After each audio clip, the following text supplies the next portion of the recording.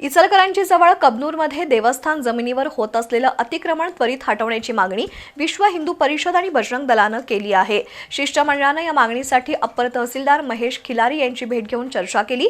अतिक्रमण हटवलं नाही तर आंदोलन छेडण्याचा इशारा दिला। इचलकरंजी जवळ कबनूर गावठाण हद्दीत देवस्थानची जमीन आहे। या जमिनीवर होत असलेलं अतिक्रमण त्वरित काढण्याची मागणी विश्व हिंदू परिषद आणि बजरंग दलानं केली आहे। या मागणीसाठी शिष्टमंडळानं अप्पर तहसीलदार महेश खिलारी यांची भेट घेऊन देवस्थान जमिनीवर होत असलेल्या अतिक्रमणाची माहिती दिली। तसंच देवस्थान जमिनीवरील अतिक्रमण त्वरित काढावं, अन्यथा आंदोलन छेडू आणि 25 डिसेंबरपर्यंत कार्यवाही झाली नाही तर निर्माण होणाऱ्या परिस्थितीला प्रशासन जबाबदार राहील असा इशारा दिला।